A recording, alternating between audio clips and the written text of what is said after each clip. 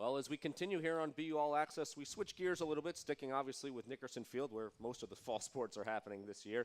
And we talk with the only coach who hasn't gotten started in the regular season yet, the head coach of the men's soccer team in his 26th season. We've had a lot of anniversaries. I don't know if you want to celebrate this or not, but 26 years, Niel Roberts, the head coach of the men's soccer team. Coach, thanks so much for joining us. Always a pleasure, and I remember all 26. That's the really depressing part for me. You're one of the few people that have been around. Can remember when you first got here, Neil. We were going to say that. I think you're the only person who remembers Bernie when he had a full set of hair. You know, we won't talk about those years, Bernie. That's right. They're all behind us now, Neil. Got to look ahead.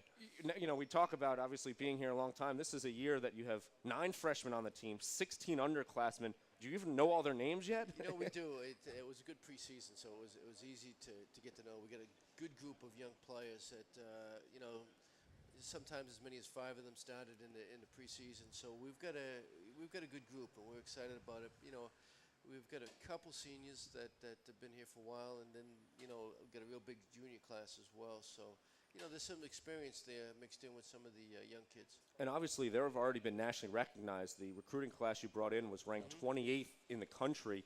First of all, that's a testament to you and your coaching staff to go out and get those players, but also they're coming in knowing that they're expected a lot. Yeah, you know, Francis and Scott did a great job. They, you know, and it's kids that, you know, obviously had a lot of options, so it was good for us to be able to get a couple of these kids, and I think some you'll see right away, and a couple other ones you'll see within you know, maybe mid-season next year. But there's a big group in this class that are going to play a long time here.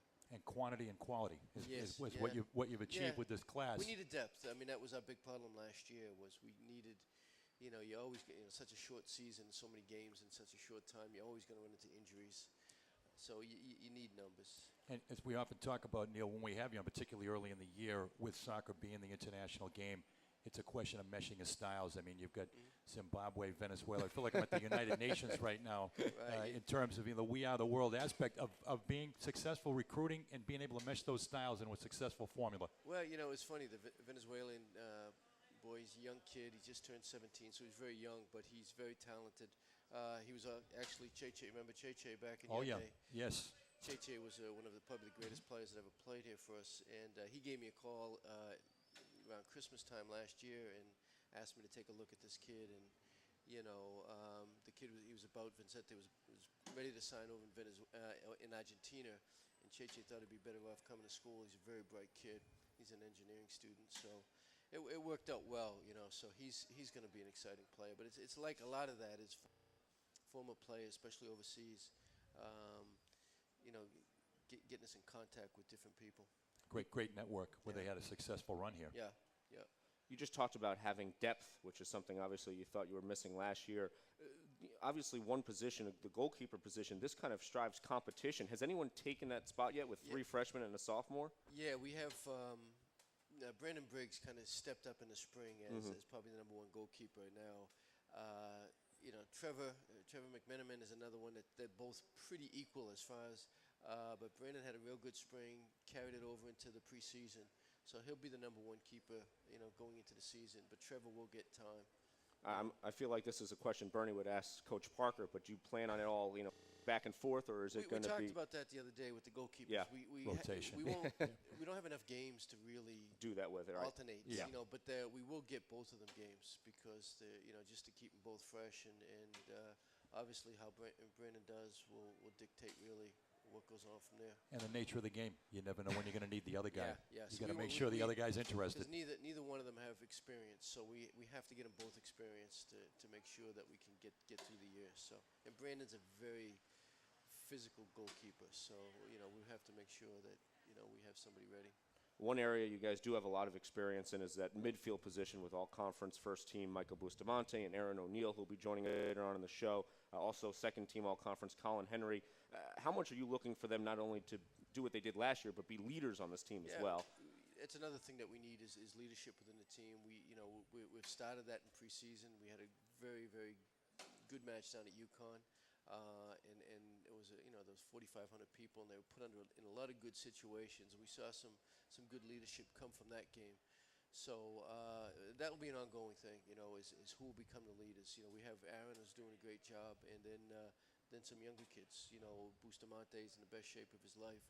Colin Henry's a quiet kid, but he's just gotten better and better every year. So, it's the personality of the team. I would say going into the first game tomorrow night is not set yet. It's beginning to develop. So we're hoping by mid-September that we'll be able to identify what our personality is and who our leaders really are.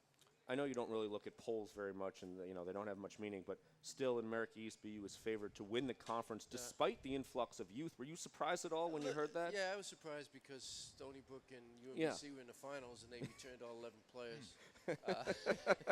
Kind of gave it the how did that happen? Yeah.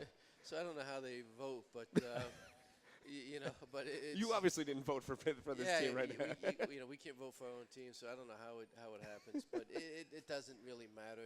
It's who knows? They maybe think that they don't want to be number one themselves; they want someone else to be. It will take it. Well, you know what I mean? We got to play the games, and like I said, our guys are just focused on UMass, and hopefully by America East time.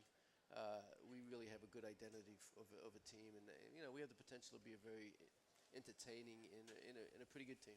It all starts tomorrow night. You excited to go? Yeah, we are. The kids are tired. It's been a short but long preseason. They've worked hard. We've had some good results in our scrimmages. We've got some questions answered, but you never get them all answered. That's why we're going to talk to you later on in the year about those questions. That's right. You keep us a job right now. We're sure UMass is the same way, and so, but we're in a good spot. We like where we are. We like our group, and we're excited about getting going. And Neil, I can't let you get away without commenting on the World Cup. I mean, you and I have both been infatuated with the Clockwork Orange of Holland. They just couldn't quite get it done this year. I know we both have really been struggling with that since July 11th. I was hoping for Spain, but a coach here wanted Holland, and I told him to go against it, and every time Holland won, he's like, just give me dirty looks, So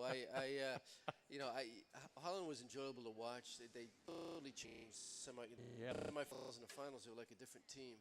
But thuggery, took over. Spain actually really, as the tournament went on, which you like to see in a team, got better and better. Yep. Germany was a very young, exciting team. You really, when they were on, they was really enjoyable to watch. So it was a fun tournament. So pleasure so much for us. Good luck. Enjoy the air conditioning. Enjoy the air conditioning right now. That's Niel Roberts joining us here on BU All Access. BU will host UMass tomorrow night at 7 p.m. on Nickerson Field to get that season going.